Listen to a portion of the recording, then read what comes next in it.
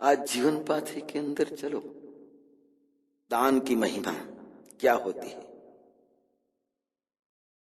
रहीम जी करके एक अच्छे संत हो गए 400 साल पहले। उन्होंने कहा है, देनहार को और है, भेजत है दिन रैन, लोग भरम मुंह पर धरे, ताते नीचे नए। इस तरह से कुछ व्यक्ति बिरले ही होते हैं जो दान देते समय अपने को निर्मल और विनयशील भावना रखें। इस संदर्भ में एक बात है, अपने देश में एक प्रसिद्ध नेता थे श्री श्री प्रकाश जी। उनके पूर्वजों में 200 वर्ष पहले इसी प्रकार के एक अच्छे दानवीर हो गए। उनके वहां 20 नौकर चाकर मुनीम गुमास्ते थे, जिनका वेतन 1 रुपये से 10 रुपये एक मास का था।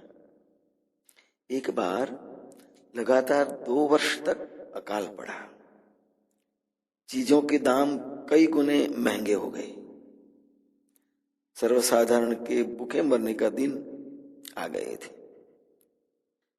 उन्होंने साहजी ने देखा, एक दिन 3-4 मुनीमों को बुलाकर कहा, बहुत दिनों से अशरफियों पड़ी रहने के कारण गीली हो गई है, सोना मोहर गीली हो गई, इसलिए उसको धूप में सुखा लो।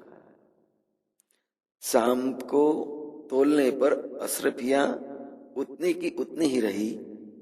भला सोना क्या सूखता है क्या?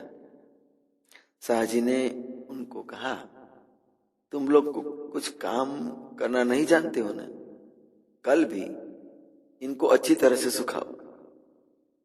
इशारा स्पष्ट था सेठ जी का। दूसरे दिन अशरफियां सुखाई धूप में, शाम को तोली गई, 1 पाव कम थी। साहजी खुश थे। सूखी हुई अशरफियां वापस खजाने में रख दी गई। उसी तरह जब तक वे जिए, जरूरतमंदों को गुप्त रूप से हर प्रकार की सहायता देते रहे, यहां तक कि एक हाथ का दिया हुआ दूसरे हाथ को भी पता नहीं।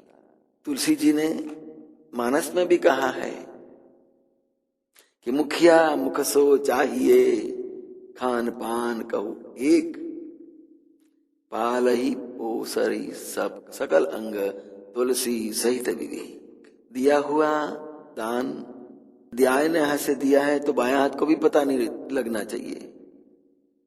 जय महाराज।